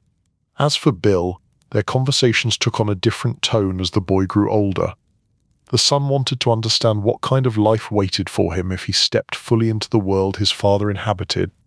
Some evenings they sat on the back porch together, the noise of the neighborhood softer than the hum of the city, and talked about responsibility. "You see the big car and the good suit," Joseph would say. "You do not see the nights when everyone wants a piece of you and no one wants to hear the truth." Bill would listen, wanting both the warning and the path. "If you choose this life," Joseph went on, "you must know it is not a story in a magazine. It is long hours, difficult decisions, and a great many people who will blame you for things they did themselves." He did not try to frighten his son away. That was not realistic. The pull of the family was too strong. Instead, he tried to shape the way Bill thought about power, tilting him toward discipline and away from cheap glory. Every so often, events reminded him that no amount of discipline could fully protect his world from outside attention. A raid on a club, an arrest of a minor soldier who had been careless, a story in the paper that came too close to certain truths. On those days, he felt the pressure like a band around his chest. He would pause in his office, look out at the quiet Long Island street, and remind himself why he had chosen this double life. The house was one answer, the sound of his children's laughter the other. If he could keep their world intact, then the calculations he made in back rooms felt, to him, justified. Of course, the universe had its own plans. Gambino and Lucchese were building their own empires. Federal agents were learning new patterns, guided by younger prosecutors more ambitious than many of the cops Joseph had grown up around. The system that had worked so well for so long was beginning to face pressures he had not seen in his early days. But for a while the balance held. On warm summer nights the Bonanno house glowed softly from within. Neighbors walked dogs, sprinklers ticked rhythmically across lawns. Somewhere inside, a radio played music while Faye folded laundry and the children argued gently over a board game. And in the city, in clubs and offices and late-night meetings, men spoke the name Bonanno with a mixture of respect and caution, aware that behind the quiet house on Long Island stood a boss. For years he walked it with care, believing that if he kept his steps steady, he might best carry his family and his organization safely across. He did not yet know how violently the rope would one day begin to shake. Chapter 6. Plans Against the Table of Bosses. By the time the calendar crept into the early 1960s, the world that Joseph Bonanno had helped shape was beginning to shift beneath his feet. Some of the men who sat at the commission table had grown old or careless. Others, like Carlo Gambino and Tommy Lucchese, had grown more powerful with a style very different from Joseph's own. The commission, in theory, existed to maintain balance. In practice, it was becoming a place where certain voices dominated more than others. Joseph felt the change like a draft in a previously warm room. Decisions that once would have been discussed became assumptions handed down. Orders came that seemed less about the common good and more about consolidating influence for a few. He did not enjoy feeling squeezed. For decades he had run his family with a degree of autonomy and respect. Now, in subtle ways, that space was narrowing. Requests came that pushed into his traditional territories, or that asked him to accept arrangements that favored rivals. He watched as Gambino's reach extended across the city, as Lucchese's alliances strengthened, and he recognized a pattern he did not like. In private conversations with close allies, Joseph spoke cautiously about these concerns. One of those allies was Joseph Magliocco, a man tied to the Profaci family. Magliocco was frustrated in his own way, feeling overshadowed and cornered by the rise of the same figures. Two men in midlife, both with long histories in the underworld, both sensing that their generation's influence was being quietly pushed toward the margins. Sit long enough at a table where you feel outnumbered, and your thoughts may turn to ways of rearranging the seating. Their conversations grew more serious over time. At first they discussed strategies within the commission. Vote as a bloc, resist certain proposals, offer alternative deals. But the more they watched Gambino and Lucchese, the more they concluded that formal politeness would not be enough to counter that tide. Whispered ideas turned darker. What if the table of bosses itself were thinned? What if, instead of constantly reacting to the moves of Gambino, Lucchese, and Stefano Magaddino, they removed those men from the board entirely? Then, together, Bonanno and Maggiocco could reshape the direction of the commission, perhaps claiming a leadership that felt, to them, like a restoration of balance. They did not sit down with checklists of names and flashy talk, as television writers might imagine. Instead, the plan emerged through careful suggestion. Certain obstacles, Joseph remarked, might have to be removed for the good of the whole. Maggiocco, eager and more impulsive, agreed. Between them, they sketched a vision of a new order where they would guide the commission in a direction more favourable to their interests. Of course, such a plan required action, not as complaint. And action of that magnitude demanded intermediaries. They could not be seen lifting their own hands even metaphorically. They needed messengers, willing operatives who could be trusted to carry out delicate assignments. Maggiocco chose out such man as his instrument, Joseph Colombo, a rising figure within his orbit. Colombo was capable, ambitious, and, as it turned out, more attuned to self-preservation than his superiors realized. Maggiocco approached him with instructions framed as duty and opportunity. There were tasks to be handled. Certain powerful men needed to be removed for the future health of the organization. We will not detail the language used. It is enough to say that Colombo understood that he was being asked to place himself in the path of enormous risk. The targets were not minor figures. They were among the most watched men in the American underworld. Any attempt against them would shake the entire structure. Colombo listened, nodded, and then did something that neither Bonanno nor Maggiocco had fully anticipated. He chose life over loyalty. Instead of carrying out the assignments, he quietly brought word of the plot to the intended targets. He approached representatives of Gambino and the others and explained that there were plans in motion against them, plans encouraged, if not directly ordered, by Bonanno and Maggiocco. In their move, Colombo protected himself, gained the favour of some of the most powerful men in the commission, and set in motion a chain of events that would undo the careful image Joseph had spent a lifetime building. When the truth reached the commission, the reaction was sharp and swift. To plan the removal of fellow bosses, especially in a way that threatened the stability of the entire structure, was seen as reckless at best and traitorous at worst. Bonanno and Maggiocco had not simply expressed disagreement. They had secretly prepared to strike at the core of the agreement that had kept the peace, however imperfect, for decades. For Joseph, the moment of reckoning came in the form of a summons. He was ordered to appear before the commission, to explain himself, to face the combined judgment of the same table he had once helped shape. It was not a polite invitation. It was a demand backed by the quiet promise of consequences. He had been in dangerous rooms before. He knew what such a summons could mean. A man might walk into that meeting and never walk out again, at least not in the same condition. The commission could decide that his time on the board was over in the most permanent sense. In the quiet of his home and in the privacy of his own thoughts, Joseph weighed his choices. He could attend, put on his best civilized face, and attempt to argue that the accusations were exaggerated, that he had only talked in theory, that his concerns about Gambino and the others were rooted in a desire for fairness. He could also choose not to attend. To not appear at a summons from the commission was an admission of sorts, but it was also an act of self-preservation. If they wanted him removed, let them try to reach him on less controlled ground. He chose to disappear. The method was smooth, almost mundane. Before the scheduled meeting, Joseph slipped quietly out of his usual patterns and made his way to Canada. Montreal offered a familiar kind of refuge. The Bonanno family had long-standing ties there through interests in various businesses and borders. It was a place where he could find both safety and sympathizers, at least for a time. From the outside, it looked as if he had simply vanished. One day he was in New York, a controversial figure facing serious internal charges. The next, he was gone, leaving behind a storm of speculation. Some said the commission had already taken him and hidden him away. Others insisted he had staged his own disappearance to avoid both their anger and the eyes of law enforcement. Conspiracy and rumor piled up around his absence like snow in a city alley. In Montreal, Joseph kept his head down. He met with contacts, monitored developments back in New York, and tried as much as possible to stay ahead of the narrative being built around him.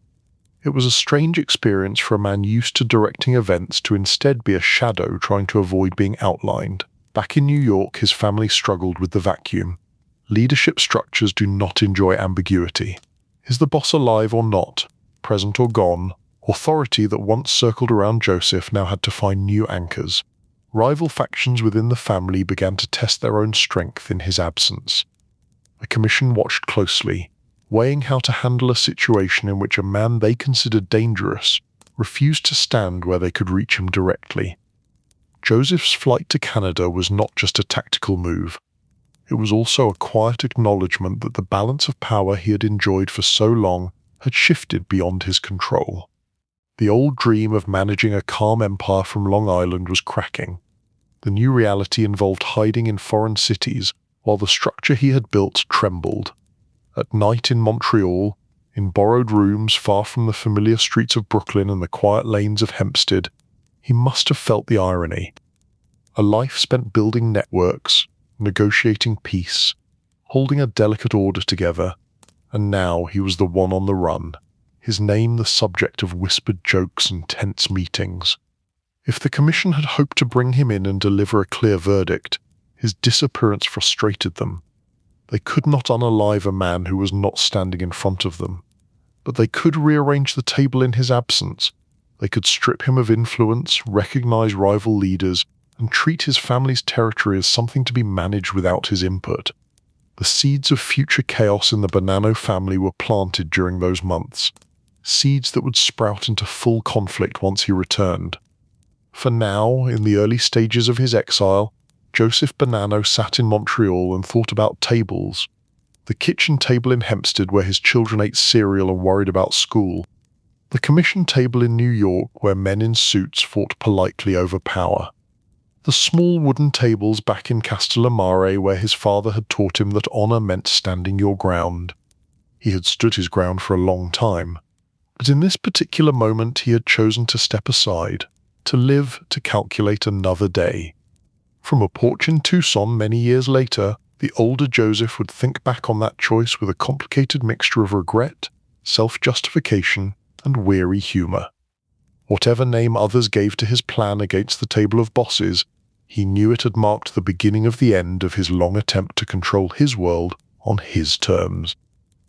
Chapter 7. Vanished on Park Avenue. When Joseph finally eased himself back into New York life after his time in Montreal, the city felt both familiar and strangely rearranged. The same bridges arched over the same rivers, the same taxis grumbled through traffic, but the air around him felt thinner, more cautious. He was no longer the quietly confident boss gliding between Long Island lawns and Brooklyn back rooms. He was the man who had skipped a summons. Lawyers met him first. They always did in that stage of his life. Men in suits who spoke of grand juries and indictments, of investigations that had been waiting patiently while he was away. They wanted him to understand that while internal troubles had chased him out of town, the government had not forgotten his name.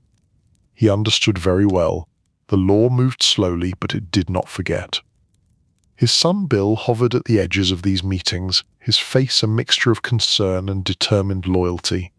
To Bill, his father was still the central figure in their story, the man whose calm presence shaped every room he entered. To Joseph, the boy had become a man during his absence, and that fact carried its own weight.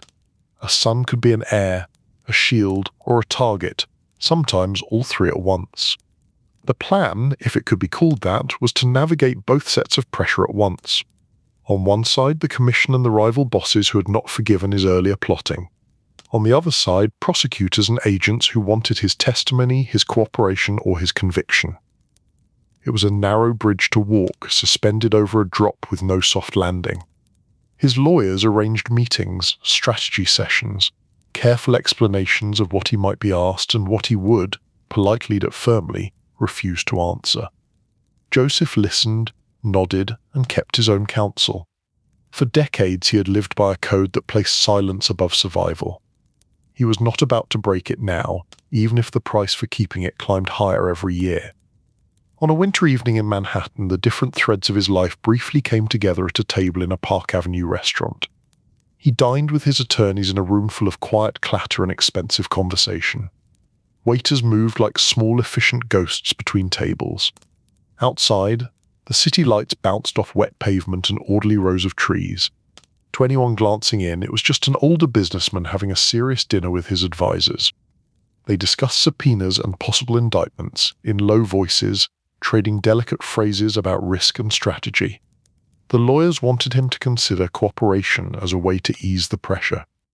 Joseph smiled without amusement and deflected those suggestions with the same patience he might use on a child asking to play with matches. After dinner they stepped out into the cold air. The wind swirling down Park Avenue had a different bite than the desert breeze in Tucson or the sea air in Castellamare, but it carried the same message. Cities kept their secrets, but they did not protect anyone from the consequences forever. The plan for the rest of the night was simple. Joseph would walk the short distance to an apartment building where he was staying, and his lawyers would head off in their own direction. They said their goodnights on the sidewalk, the way countless diners have done before and since. Then he turned toward the building's entrance. What happened next would be discussed for years by prosecutors, journalists, and underworld gossipers, each adding their own seasoning to the story. The version that settled into the public imagination went like this. As Joseph approached the building, a car eased up beside him. Men stepped out, sharp in their own dark coats. There were no shouted threats, no drawn guns in the middle of the busy avenue. Just a quick, efficient interception. A few words, an insistent hand on his arm, a door opening. To a passerby it might have looked like friends meeting a late guest. Then the car pulled away into the Manhattan night, carrying him with it. The next morning he did not appear where he was supposed to. His lawyers made calls. His family asked questions. The building he had been headed toward had not seen him arrive. The government, preparing for a grand jury session that never received its star witness, blinked in surprise and then narrowed its eyes. In the days that followed, official statements spoke of kidnapping. The word sounded dramatic in headlines, but beneath the drama lay a simple fact. One of the most prominent underworld figures in America had disappeared from a well-lit street in the center of Manhattan as if the city itself had swallowed him. Speculation bloomed.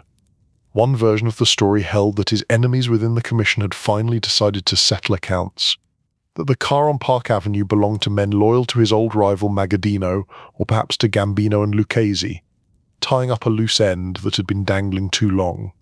In this telling, Joseph had been taken to some quiet place and pressured, punished, or removed for good. Another version suggested something more theatrical on his own part. Perhaps the kidnapping was not a kidnapping at all, but a vanishing act. A staged event that allowed him to slip away from both government summons and underworld reprisals at the same time.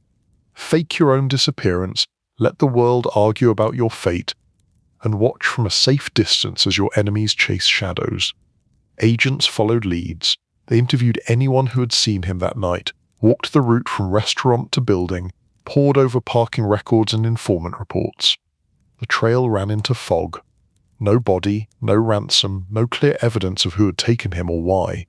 Just a blank space where a very public figure had once stood. Months stretched into years. For 2 long years, Joseph Bonanno remained officially missing. In the absence of facts, narratives began to harden. Some believed he had been quietly unalived and buried in some anonymous patch of ground, his body feeding weeds while the city above continued to move.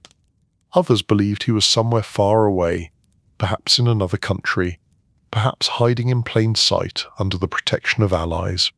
Within his own family, the effect was chaotic. A crime family cannot operate indefinitely with a ghost at its head. Capos and lieutenants had to decide whether to wait for a leader who might never return, or to shift their loyalties to whoever could offer direction now. Old disputes, long dampened by Joseph's steady presence, began to flare again as ambitious men tested their strength against another. Bill, caught between grief, anger, and the demands of the life he had stepped into, tried to hold his father's loyalists together. The burden was heavy. He was expected to act with the authority of a man who had spent decades at the top, while still carrying the raw wound of not knowing for certain whether his father was alive or gone. The commission, for its part, proceeded as if Joseph were effectively removed from the board. They recognized other figures, encouraged alternative centers of loyalty in the Bonanno family, and began to redraw the internal map of its leadership. A ghost could not attend meetings or cast votes. In practical terms, whether Joseph was actually alive mattered less than the fact that he was absent. And then, as quietly as he had vanished, he returned. 2 years after the night on Park Avenue, Joseph reappeared in New York. There was no dramatic rescue, no standoff with captors, no official account that satisfied everyone. He simply came back, thinner and older, his calm now edged with something like wary resignation. To those who asked where he had been, he gave limited answers. He spoke of being taken, of having been threatened, of having spent time held by people whose faces he refused to name. He hinted at pressure from rivals, at attempts to break his resolve. He remained consistent on one point. He would not cooperate with the authorities, and he would not give them a story they could paste neatly into their files. Privately, some doubted his kidnapping tale. They suspected he had arranged his own disappearance to avoid the double squeeze of the commission and the government. Others believed him, pointing to long-standing grudges and the ruthless habits of his rivals. In truth, only a handful of people, if that many, ever knew the full details. The rest of the world was left to choose which version suited their sense of drama.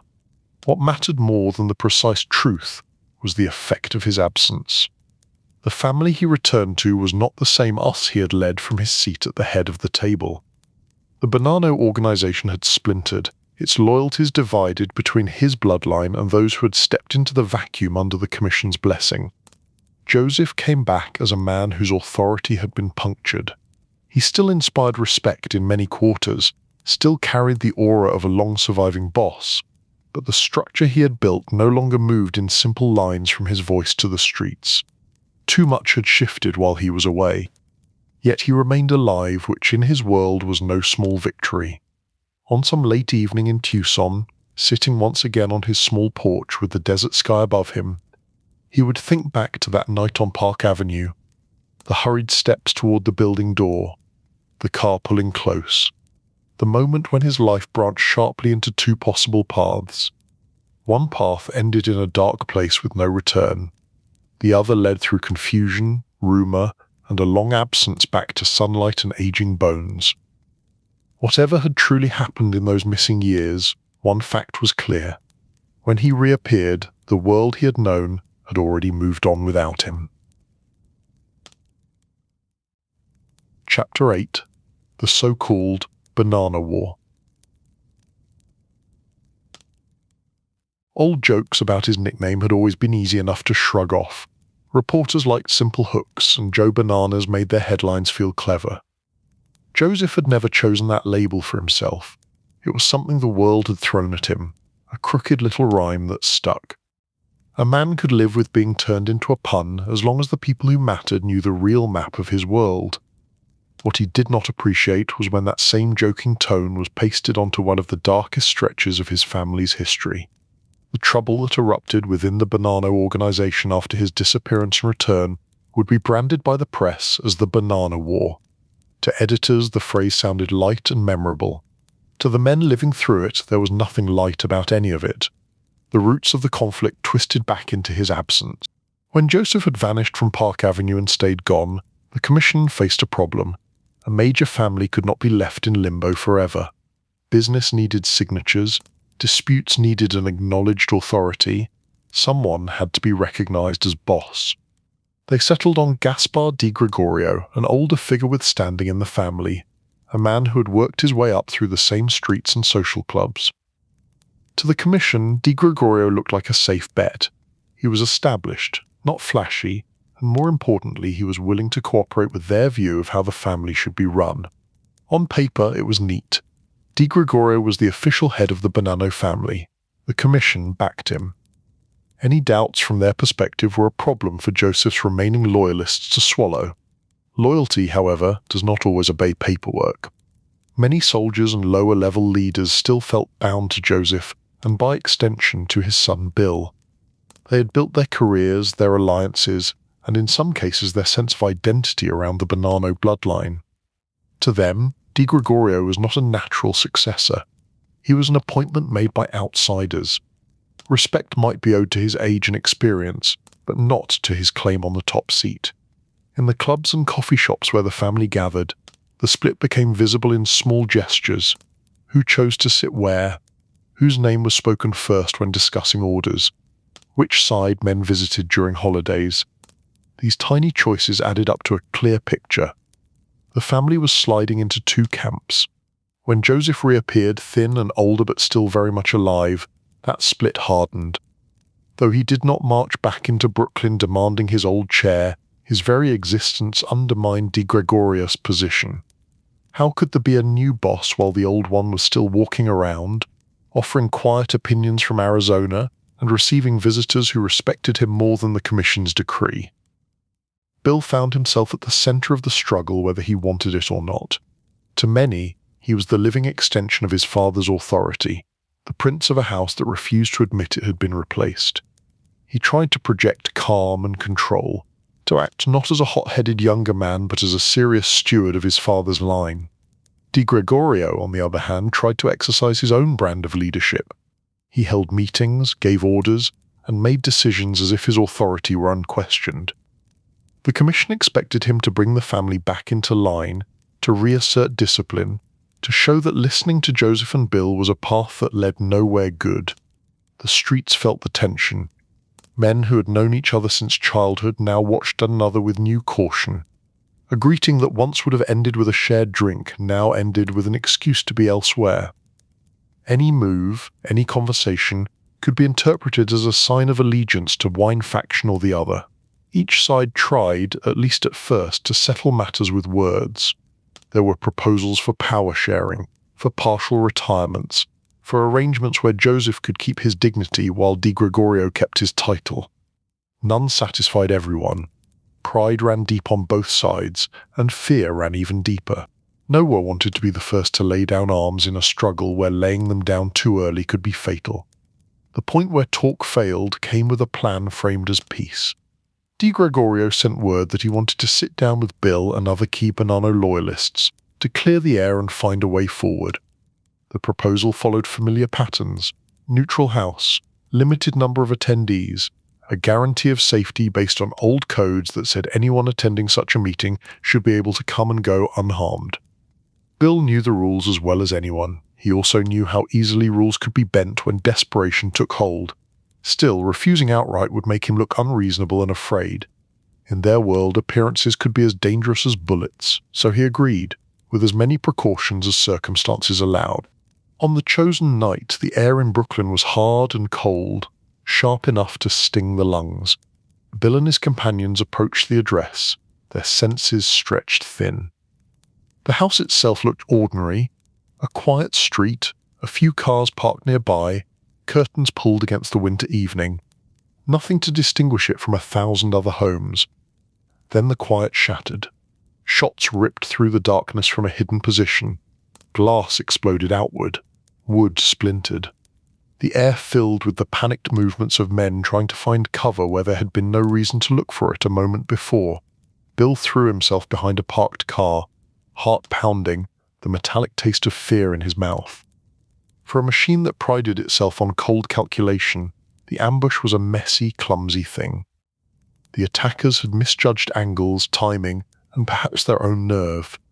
Bullets tore up siding and shattered windows, but in the end the targets managed to escape with their lives. The street went back to being a quiet Brooklyn block soon enough, but the illusion of a family that might find its way back to unity had been destroyed as thoroughly as the house's windows. News of the failed ambush travelled fast. Within hours, the city's law enforcement networks were buzzing. Within days, the incident had a name in the papers. Rival gangs in the Bonanno family were supposedly at war. The label Banana War appeared in print, and with it came a smirk that cut deeper than any headline had a right to. Joseph, sitting in his Tucson home, read the articles with a kind of frozen calm. The words described his son ducking bullets on a street thousands of miles away. His family pointed at itself like a snake biting its own tail. Reporters found the nickname amusing. He found it bitter. The conflict that followed was not a single dramatic clash. It was a slow grinding of gears that had slipped out of alignment. Soldiers on one side refused orders from the other. Safe houses became unsafe. Long-standing revenue streams dried up as people chose not to risk doing business with an organization tearing itself apart. Law enforcement saw opportunity. Agents flipped informants who had grown tired of risking their lives for leaders who could not even agree on who was in charge. Prosecutors stitched together cases from scraps of information that might once have gone nowhere. The family's chaos gave them leverage they had never fully had before. Inside the Bonanno world, the split seeped into homes as much as into clubs. Wives worried about which relatives it was safe to visit. Children picked up scraps of conversation they were not supposed to hear and tried to piece together why uncles who had once embraced now avoided one another. In Arizona, Joseph received visitors who brought news in more detail than the papers could provide. Old friends and allies sat at his Tucson table, speaking names and incidents in low voices. Some looked to him for guidance, hoping he might call for a truce, lend his influence to one side firmly enough to end the confusion. Others simply wanted him to bless their own interpretation of events. He listened, weighing every word. The instinct to take control, to call New York and impose his will, tugged at him. So did the knowledge that he no longer held the levers he once had. The commission had made its choices. The younger men on the streets had already drawn their lines. Any direct move he made now could worsen the fracture instead of healing it. In the end, he chose a kind of half-step. Publicly, he emphasized his retirement, presenting himself as a man who had left active leadership behind. Privately, he tried to calm the men who still cared what he thought, urging restraint when he could, reminding them that a family divided too long might not survive as a meaningful force at all. For Di Gregorio, the conflict brought no true victory. His authority always felt borrowed, backed more by the commission than by the hearts of the men beneath him. The failed ambush had stained his reputation instead of strengthening it. Ill health and ongoing pressure wore him down. The position he had fought for proved to be as much a burden as a prize. Bill, for his part, carried scars beyond the physical. He had seen firsthand how quickly the codes of honor and family could be twisted when power and fear combined. The experience marked him, feeding into later choices and into his own later efforts to tell his side of the story to the world. The Banana War, as outsiders insisted on calling it, stretched from the mid-1960s through the later part of that decade, leaving behind a trail of arrests, broken alliances, and unanswered questions. When the dust began to settle, the Bonanno family no longer looked like the tightly run, comparatively quiet operation Joseph had once tried to build. It looked like a house that had survived an internal earthquake, still standing but with cracks in every wall.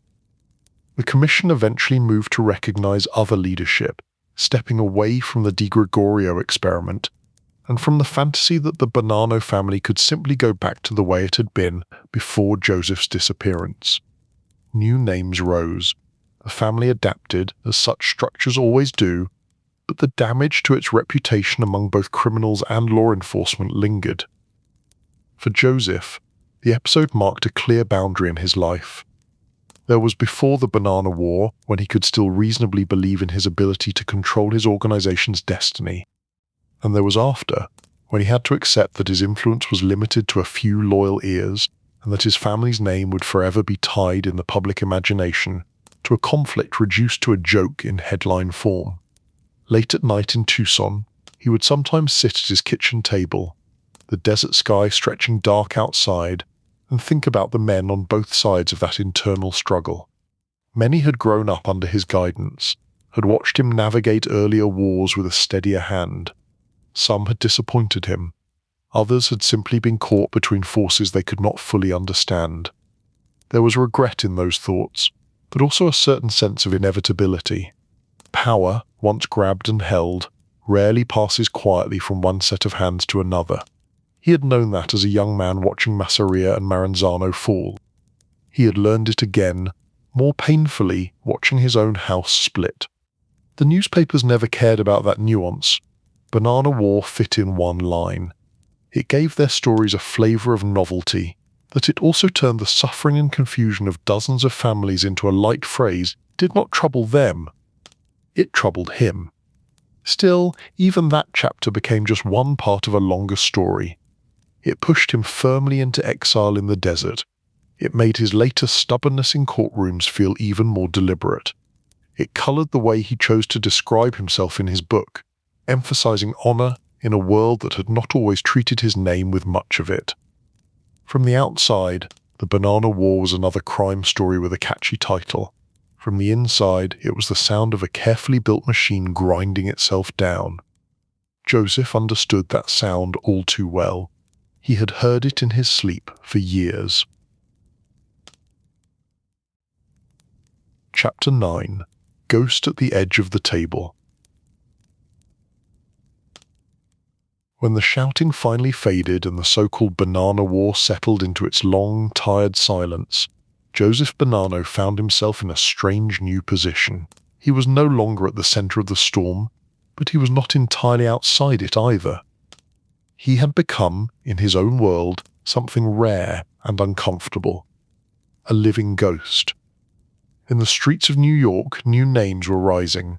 Younger bosses, ambitious captains, the kind of men who had grown up watching him and his generation, now building their own legends atop the rubble his war had left behind.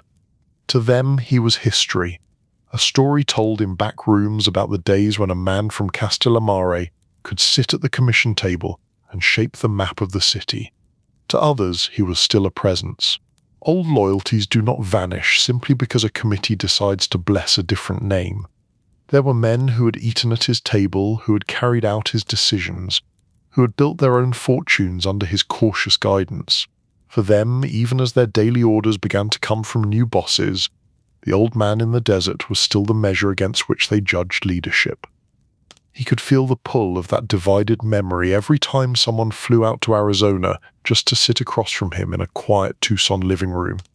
They came alone or in pairs, dressed more casually than the men of his own youth. Jackets instead of full suits, ties loosened, shoes more comfortable than polished. The underworld of the new era liked to pretend it was modern. But when they sat down before him, their voices softened in the same way men's voices had softened in Brooklyn back rooms decades earlier. They asked for advice. How to handle a brewing disagreement with another family. How to deal with a troublesome lieutenant. How much to risk in a particular venture now that federal laws had become sharper, now that prosecutors spoke of new tools like racketeering statutes instead of simple gambling charges. Joseph listened, offered opinions, then reminded them that he was retired. Retired, yes. Exiled, perhaps. Invisible to the commission, certainly. But the fact remained, men still came. They still cared what he thought, and that annoyed some of the newer powers in New York more than any public speech might have. The truth was that his name still carried a kind of stubborn gravity.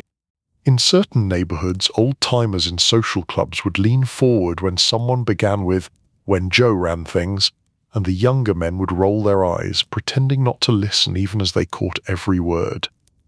From his vantage point in Tucson, Joseph also watched a different kind of storm gather.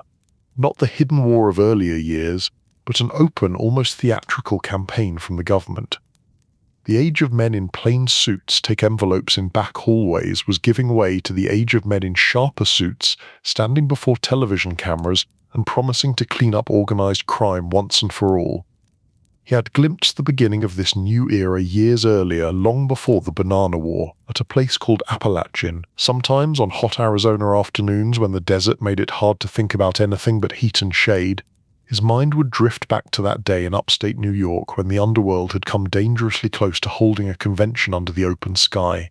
It had seemed, at first, like a practical idea, a meeting of important figures from across the country, held at a quiet estate far from the city. There would be space to talk without the constant hum of traffic and gossip. The host, a man with more land than caution, believed his rural setting would shield them from unwanted attention. Men arrived in fine cars, suits pressed, shoes polished. They came from New York, from Buffalo, from as far away as Chicago and other distant cities. The driveway filled. The house swelled with the weight of too many important people in one place. From the inside, it felt like a show of unity and power. From the outside, especially to a curious state trooper who wondered why such expensive vehicles had suddenly invaded a sleepy town, it looked like something else entirely. The raid that followed was not especially polished. Officers scrambled. Some men ran into the woods, shoes sinking into mud, pants torn on branches. Others were caught still sitting at tables, plates abandoned.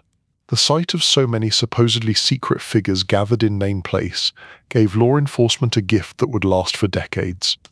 Appalachian had been a warning. It told Joseph that the days of moving unseen were ending. The government now understood that networks stretched from state to state, that the word mafia was not just a journalist's toy, but the name of a very real structure. In the years after Appalachian, senators held hearings. Televised sessions showed underworld figures sitting at tables under bright lights, refusing to answer questions while the public watched from their living rooms. Joseph had seen grainy images of men he knew sweating under the gaze of cameras and lawmakers. He had avoided that particular stage, but he understood its meaning. The world had changed. The hidden could no longer count on staying hidden. After the Bonanno War, that change accelerated.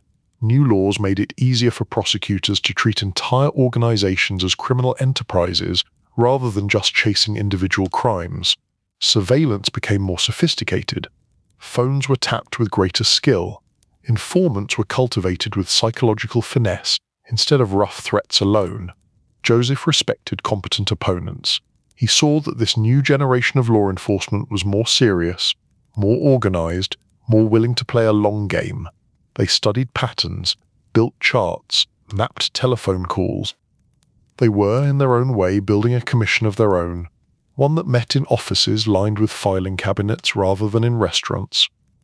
Against that backdrop, cultural fascination with the mafia exploded. Books and films turned fragments of underworld life into grand sagas.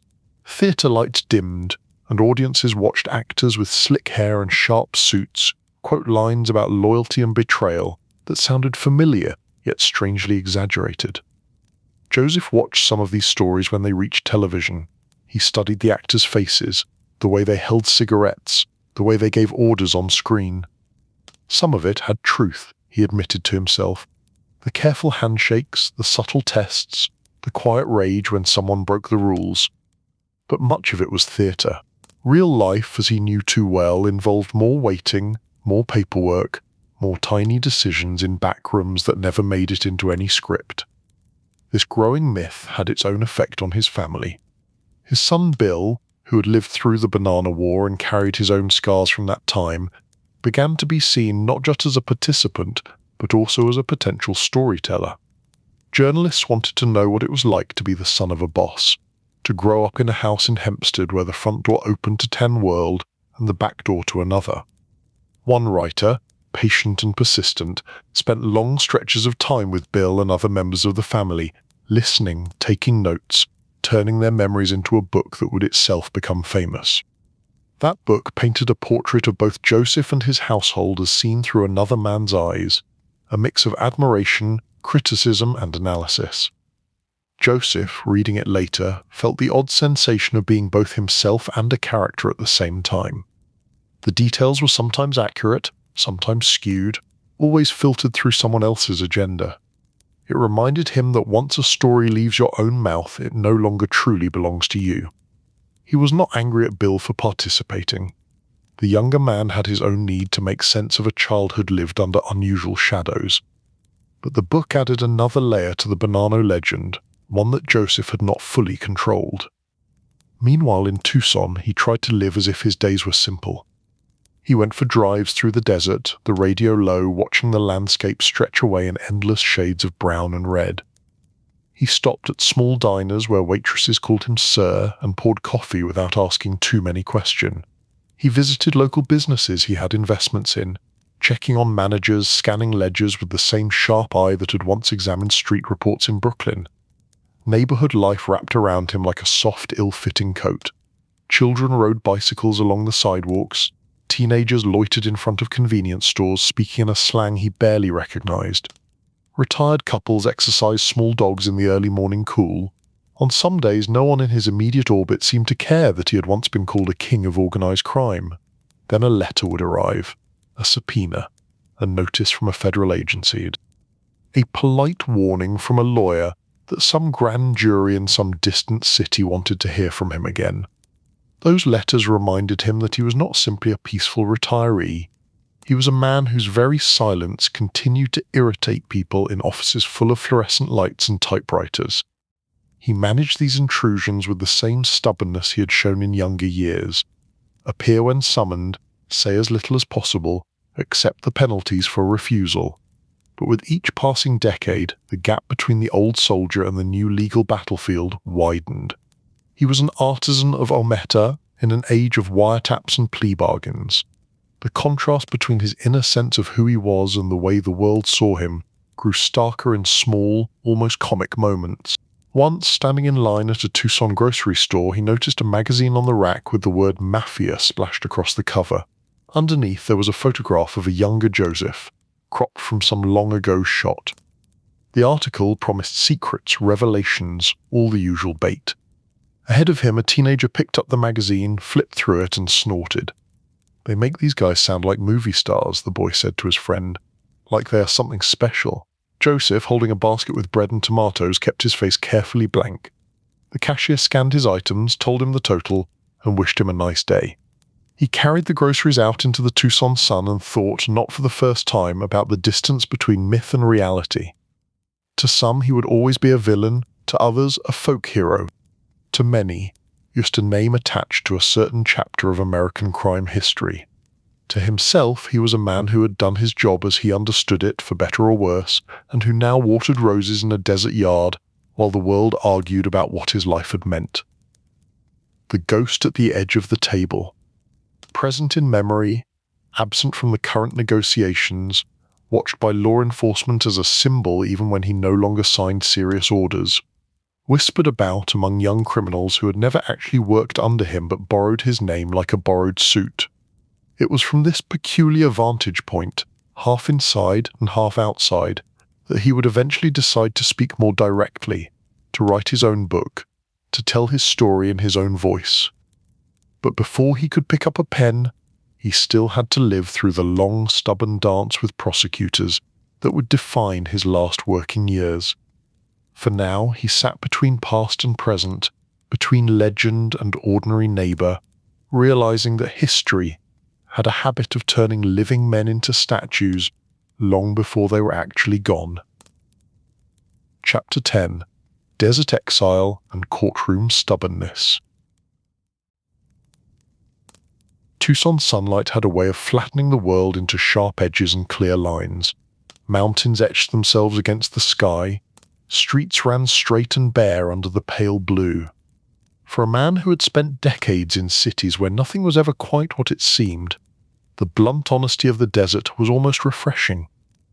In his Tucson years, Joseph Bonanno became, at least on the surface, but more retiree in the American Southwest. He had property, some businesses with very respectable paperwork, and a house that looked modest among the palms and low walls of the neighborhood. Neighbors saw a polite older gentleman who kept his driveway swept and his roses strangely well watered for such a dry place. To them, he was Mr. Bonanno from New York, a businessman who had chosen warmth over snow. He waved when he took the trash out. He nodded during small talk about the heat and the price of groceries. If someone mentioned crime on the evening news, he offered a neutral comment and changed the subject with practiced ease. The truth was that Tucson gave him something he had not enjoyed in many years: space. Distance from the crowded streets of Brooklyn and the thick air of New York courtrooms. Here the sound of the wind through dry grass could drown out old echoes from back rooms and commission meetings. The desert did not care who had once sat at the head of which table. Of course the government still cared. Subpoenas found their way to Arizona with the same determination they had once shown in New York. Agents knocked politely on the door. Certified letters arrived with that familiar combination of formality and threat. Joseph's name remained on lists in offices far from the cacti and sun-baked sidewalks. He had never pretended that moving to Tucson would erase his past. It simply changed the backdrop. In many ways, the federal government and Joseph were locked in a long, stubborn dance. They believed that if they pushed hard enough, he would finally loosen his grip on silence. He believed that if he kept his mouth shut long enough, they would eventually grow tired of asking. It was an endurance contest, fought in courtrooms instead of alleyways. He was not afraid of courtrooms exactly. He disliked them. The stale air, the stiff benches, the ritual of being asked questions by men who thought they already knew the answers. The prosecutors wanted not only information, but also a kind of public surrender, a confession that would prove their power. He had no intention of giving them that satisfaction. Grand juries called him.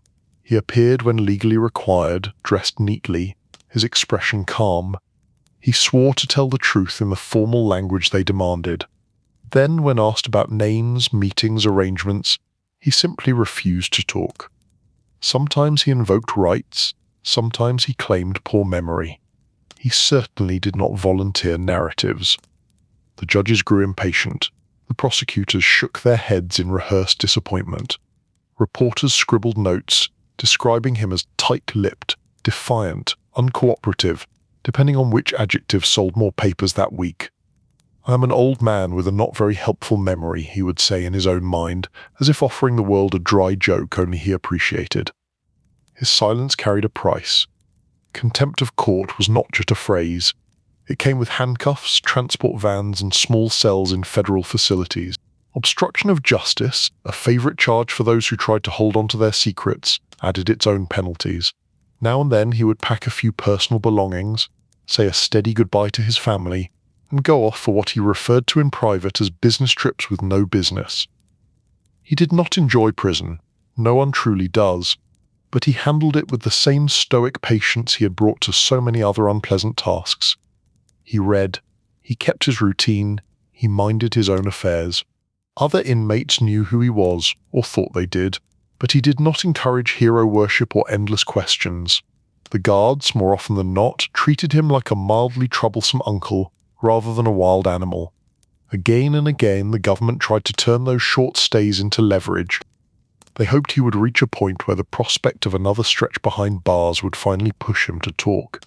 Instead, each return from prison seemed to harden his resolve. At a certain age, fear of confinement shrinks next to fear of breaking kind's own code. In Tucson, life went on between those interruptions. He oversaw legitimate ventures with an eye trained by years of balancing more dubious books. Real estate deals, investments in small businesses, leases. He sat with accountants and lawyers, listening as they translated the safe word of contracts and taxes into something even he could tolerate.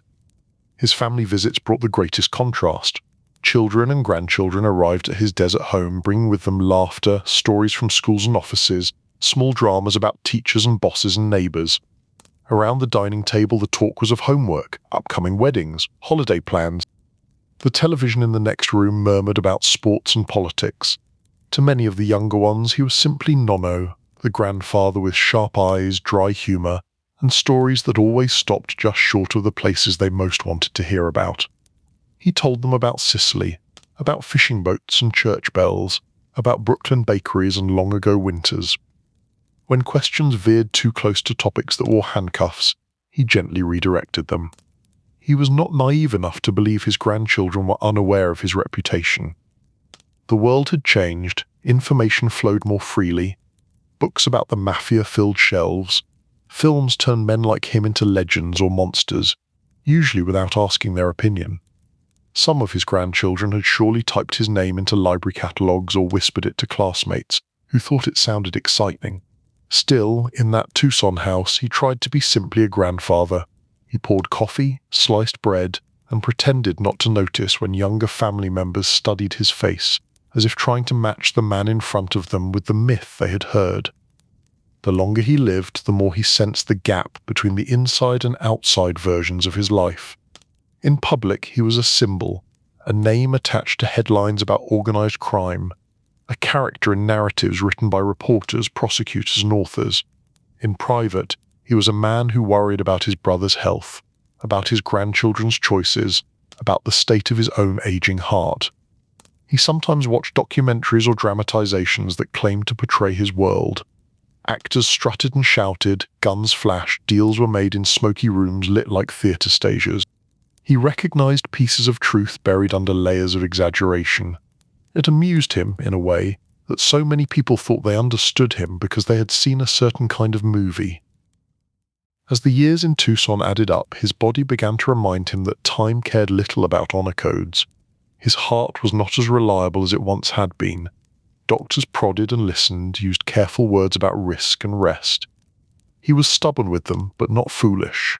He adjusted his pace. Fewer long trips, more evenings at home. The roses in the yard became familiar companions. Sometimes, late at night, he would step outside and let the desert air wrap around him. The sky above Tucson was big enough to swallow old memories whole. He could look up at those stars and feel, for a moment, as if he were both very small and oddly undefeated. He had outlived many rivals, survived wars both visible and invisible, walked away from situations that would have ended others. The courtrooms and the short prison terms had not broken him, though they had certainly worn him down. The Bonanno War had bruised his pride and shattered the image of his family as a unified, disciplined unit. Yet here he was, an old man in the desert, heart still beating, mind still sharp enough to remember details that entire shelves of books had gotten wrong. He knew better than to brag about that. The desert does not reward boasting. It respects those who simply endure. In that quiet exile, Joseph Bonanno learned a new kind of stubbornness. Not the fierce insistence of a young boss defending territory, but a slower, more reflective refusal to give up his own version of himself. The government could call him what it liked. Historians could judge him from a distance. He would keep telling himself, and anyone who listened closely, that he had lived by a certain code, and that he intended to carry it with him to the very end. Chapter 11. A Man of Honor at the End of the Day. There comes a point in a long life when the past stops feeling like something behind you and starts feeling like a room you live in. For Joseph Bonanno, that moment arrived slowly in Tucson, as the years of court dates and family visits settled into a quieter routine. The outside world continued to move, inventing new scandals, new crimes, new headlines. His own story, however, had acquired a certain stillness. It was in that stillness that he decided to write. The idea of a book had been circling him for a while. Journalists had knocked at his door, biographies had been published without his blessing, and popular culture had turned men like him into simplified characters. If other people were going to keep using his name to anchor their stories, he thought, he might as well provide his own version. He called it A Man of Honor. The title was part statement, part argument. Honor meant something particular to him, shaped by Sicilian hillsides and Brooklyn alleys, by desert nights and courtroom days. He knew that many readers would arrive with their own ideas of what honor looked like. The book was his attempt to guide them through his definition, on his terms. He worked with an editor, Michael Corder, a man from the world of publishing who had his own sense of drama and narrative. Their collaboration was, by all accounts, a meeting of two very different backgrounds linked by a shared appreciation for storytelling. Joseph told his stories, Corder helped him shape them into a book that ordinary readers could follow. Writing about his life was not the same thing as confessing it. Joseph was careful. He chose what to describe in detail and what to leave in shadow. He presented himself as a traditionalist, a man who had tried to bring order to a dangerous world, someone who had held to certain rules even as others abandoned them. He was not shy about criticizing rivals who, in his view, had turned the underworld into something noisier and less disciplined than it should have been. Some accused him of breaking the old rule of silence, of talking too much for a man who had once faced prison rather than answer question. He disagreed. To him, there was a difference between giving prosecutors fresh ammunition and offering a curated narrative years after the most intense battles were over. He believed he had drawn a line and stayed on the safe side of it. The act of writing forced him to sort through his own memories in a way that courtrooms never could. Instead of simply refusing to answer, he now had to decide which answers he wanted to live on after him. There were events he wrote about with surprising frankness, others he brushed past with a single sentence. He polished some memories until they shone, others he left rough and unresolved. Memory is a tricky collaborator. It edits as it goes, erasing certain edges, sharpening others. As he dictated and revised, Joseph may have wondered how much of what he recalled was perfectly accurate, and how much had been bent over time to better fit the story he needed to tell himself. Outside his study, life continued in its familiar pattern. Faye moved through the house with her usual mix of practicality and quiet strength. Children and grandchildren visited. The Tucson sun rose and set with calm regularity. But inside the pages of the manuscript, decades shifted and rearranged themselves. Sicily, New York, Montreal, Arizona, all flowed together. He knew the book would anger some, amuse others, and fascinate more than a few. People had always been drawn to the idea of the mafia, often with little understanding of how ordinary much of its daily operation had been. He suspected that readers would latch on to the more dramatic episodes and skim past his descriptions of patient negotiations and quiet calculations. Still, the act of telling was its own reward. It allowed him to leave behind something more controlled than second-hand accounts and fictionalized versions. It let him present himself not as a legend or a monster, but as a man who had made choices in complicated circumstances, for reasons that made sense to him, even if they scandalized others. As the book took shape, he also had more time to reflect on the strange fact that he was still alive to write it. Many of his peers had not been so fortunate. Some had fallen in sudden eruptions of violence, others had withered in prisons or hospitals, names fading from headlines as newer faces took their place. He had outlived the heyday of the Commission, the loudest years of New York's underworld, and the most intense bursts of federal attention. The mafia of his old age was not the same mafia he had helped organize. New players, new rules, new levels of recklessness. He watched it from a distance, unimpressed by those who mistook chaos for strength. When he thought of death, which he did more often as his heart grew weaker and his steps slowed, he thought less about judgment and more about the closing of a circle. A boy from Castellammare del Golfo, molded by family and feud, crossing the ocean into the noise of New York, rising to a level of power he had not originally imagined, then drifting finally into a desert town where the nights were once again as quiet as those he had known as a child by the sea.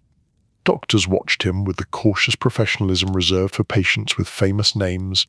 They adjusted medications, recommended rest, occasionally shook their heads at his stubbornness. Heart problems were not a surprise for a man who had spent his life managing stress like a constant background hum. He did not fear the end in a dramatic way. After so many years of reading about his own possible demise in speculative articles, the idea of finally leaving seemed almost dull. No ambush, no explosion, no freeway incident. Just a heart, worn by time and strain, finally deciding it had done enough work. In those last years, he often sat alone on his Tucson porch in the evenings, the same seat where our story first found him, holding a small cup of coffee and watching the sky change colors behind the mountains. He thought about the people who had passed through his life, friends, allies, rivals, family members who had made their own choices in the complicated maze of loyalty and survival. He also thought about the cost of the path he had chosen. Families disrupted, lives bent around the demands of secrecy and power. He did not indulge in long speeches of regret. That was not his style. But neither did he pretend that his life had been harmless. He understood that he had been both protector and source of danger, builder of stability, and participant in a system that hurt many. If there was any comfort, it lay in the fact that the world had kept going. The children of his children were growing up with their own concerns, often far removed from the codes and rivalries that had guided him. Some studied law, some went into business, some tried, in their own ways, to step out from under the long shadow cast by his name. He let them. He encouraged them when he could. If there was a final lesson he hoped they would take from his story, it was perhaps this: that power, however carefully wielded, eventually slips away, and that the only thing a person truly owns in the end is the way he has chosen to live his own code. When the end finally came, it did so in the ordinary way that would have horrified the more romantic storytellers and secretly pleased him. No police standoff, no hidden body under a bridge, no courtroom drama. He died of natural causes, his body simply deciding, after many years of resisting, to rest. Newspapers noted his passing with the same mixture of awe and simplification they had always used. They called him a legendary boss, a figure from another era, a symbol of organized crime. They repeated the old stories. They likely got some details right and others wrong. They certainly did not capture everything. Back in Tucson, the desert night went on being itself. The sky did not change color for him. The mountains did not bow. The roses in the yard, given perhaps the last thorough watering a few days before, continued to reach for the light as they always had. In that quiet, if you listened closely, you might imagine hearing the faint echo of a Sicilian church bell, the low murmur of Brooklyn streetcars, the distant clink of glasses in back rooms where men once made decisions that shook entire neighborhoods. Those sounds were part of him. They ended when he did, lingering only in the memories of those who had walked beside him and in the pages of the book he left behind. The world would go on telling stories about Joe Bananas. Some would be careful, many would not. He had made his peace with that. A man cannot fully control what is said after he is gone. He can only decide how he will hold himself while he is his. In the end, the old man of honor sat on his porch, watched the sunset over the Tucson desert, and let the long, complicated history of his life settle inside him like sand in a glass. Whatever judgment others rendered, he had already rendered his own. The day faded. The sky darkened. Somewhere a clock ticked softly in an empty kitchen. And in that stillness, the story of Joseph Bonanno, boss and exile, father and stubborn witness to his own era, came gently to its close.